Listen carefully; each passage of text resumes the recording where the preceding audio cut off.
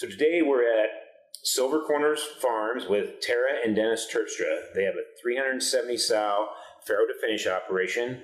And about a year ago, they built this farm and they put in loose housing. So I'd like to ask you guys, what were your reasons for putting in loose housing, and more specifically, why you chose electronic sow feeding? We now have a new pig code, and any new barns being built here in Canada have to be built to the new code, which is loose sow housing. We took a family getaway and went down to Fair Oaks, Indiana to see the shower system up and running. We liked the setup there, and we decided on going with the shower system in our barn. So you've been up and running with the AP shower ESF stations for about 10 months now. Can you share some of your experiences, including how the animals react to the loose housing, some of the things that are concerned in the industry, our gilt training, and just share some of your thoughts on that? Well, from what we were informed with training gilts, we started up our barn with only gilts. We didn't transition any existing sows. But we did train 370 sows. All were trainable. Some were trainable in about 2 days. Others took on the system after about 5. We did find that the training was fairly easy. The information that we were given from AP in order to train our animals on the system, I would say that the entire experience went really smooth. We just had to be patient with the animals. Each one was different. But every single one of them was trainable, not one was not. So. And then maybe share with us a little bit about just day-to-day working in the pens and with the sows versus, I know in the past you've had animals in stalls. What your thoughts are on that? I really enjoy seeing them in the loose housing. I find they're very social with one another.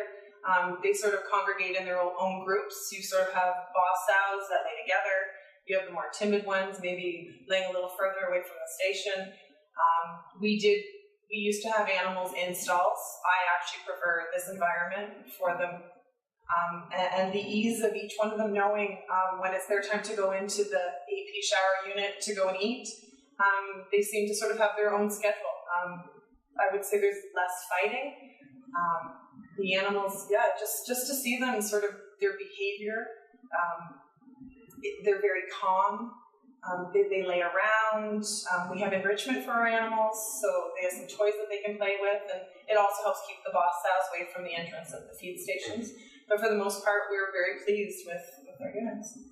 You mentioned enrichment. Do you mind telling us a little bit more about that and what your experiences has been and what works best?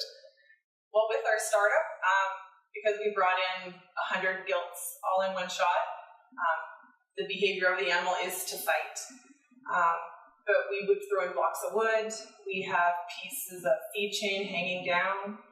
We actually bought a few toys now that we've actually hung from the ceiling, but it helps alleviate the aggression between different animals. In regards to the shower AP feed stations, any comments specifically about the product? Has it served your needs well? Has it treated you well and been easy to operate?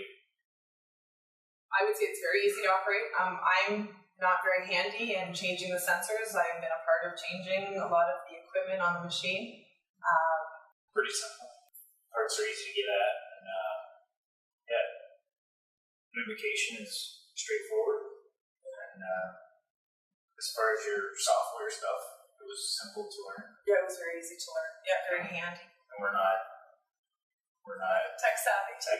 So. Yeah, but even the layout of the barn, having the feed stations apart from one another, we find that there is no hold up in front of the station. The doors were really easy for training. We've heard in the industry from other producers that some of the other entry systems on the units are a little more complicated for training gilts.